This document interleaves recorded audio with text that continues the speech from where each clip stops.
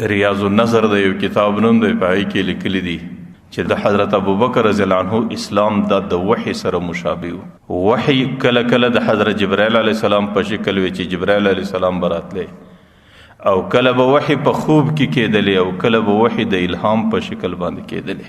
حضرت ابوبکر رضی الله عنه ایمان د وحی په مشابه په دې خاطر چې هغې ته په خوب کې د دې معلومات راغلی. حضرت ابوبکر نوم په کتابو کې عبدالله راغلی دی، او د کنیت ابوبکر راغلی دی، د لقب صدیق او عتیق راغلی دی، د مور نوم یا ام خیر دی یا ام سلمہ راغلی ده، او د فلار نوم ابو قحافه راغلی دی.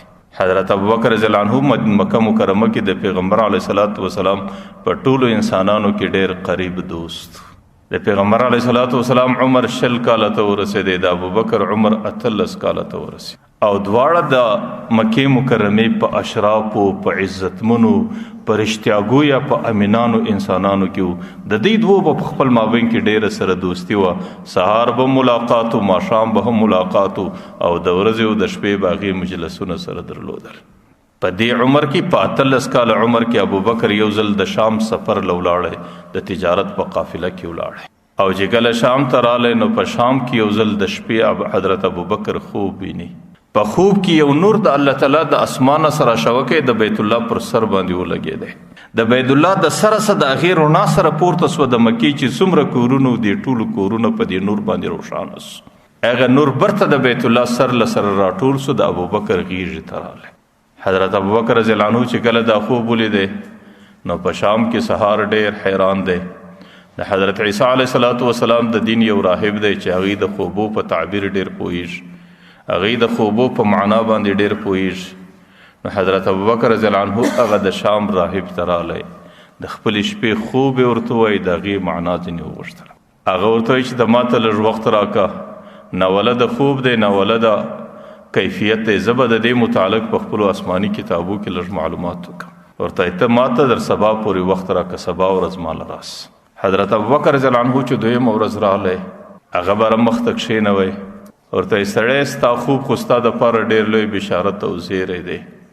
زموږ په آسماني کتابو کې دا لیکلي دي چې یو نبي به الله تعالی دنیا ته راستوي، هغه به د ټولو انبیاو سرداري، هغه به د ټولو انبیاو آخرنی نبی، او د قبیلې یو دروند سړی، یو عزتمن سړی به د سره ډیره زندگی نږدې تیروي، او چې پر ده باندې څومره تکالیف راځي نو هغه تکالیف به هغه سړی ورسره برداشوي، او دی به د هغې په زندگی کې د هغې معاون وي، او د هغې د مرګ بعد به د هغې اولنی خلیفه وي. هغه کتاب کې لیکلي دي، هغه ورته من انت ته څوک او د کومه ځای سره راغلی؟ دی ورته زما نوم عبدالله دی، زه د حجاز مقدس سره راغلی. هغه ورته یبعث فی قومک نبی، ستاسو په قوم کې به یو نبی الله راپورته کی، انت تکون وزیره فی حیاته و خلیفته بعد مماته، د هغې د زندګۍ لوی معاون به هم ته، د هغې د مرګ بعد اولنی خلیفه به هم ته. روایتو کې راځي ولم یخبر به احد من الناس، په دې خوب باندې ابوبکر د دنیا په انسانانو کې هیڅوک خبر نه کوي، نه دا خوب چاته وایي، بس دا خوب یې په خپله سینه کې پټ وساتئ. چې کله 40 کاله زمانه نور تېره سوله، د پیغمبر علیه الصلاۃ والسلام عمر 40 کاله ته ورسېدی، د ابوبکر عمر 38 کاله ته ورسېد. ابوبکر په خپل کار او تجارت کې لګیا دی. پیغمبر علیه الصلاۃ والسلام د نبوت اعلان وکړي. حضرت ابوبکر رضی الله عنه په منډه باندې ورلرال. حضرت ابوبکر ته چا معلومات ورکړي چې هغه ستا دوست خو د نبوت اعلان وکړي؟ حضرت ابوبکر رضی الله عنه په منډه باندې رالی، چې رالی پیغمبر علیه الصلاۃ والسلام ته مخ ته ودرېدی، ورته ما دلیل علی ما تدعی، د کوم شي دعوه چې کوې نبوت یې پر دې باندې دلیل څه دی؟ ستا د نبوت دلیل کوم دی؟ ستا د نبوت برهان او ستا د نبوت علت او معلومات به موږ د څه څه اخلو چې ته برحق نبی یې؟ پیغمبر علیه الصلاۃ والسلام ورته وایي، ورته رؤیاک التي رأیتها بالشام، چې په شام کې دی 40 کاله مخکې کوم خوب لیدلی دی، هغه خوب زما د نبوت دلیل دی. حالانکه هغه خوب ابوبکر د خپل زندګۍ کې د خپل ځانه څه سوا چاته نه و ښکاره کړی.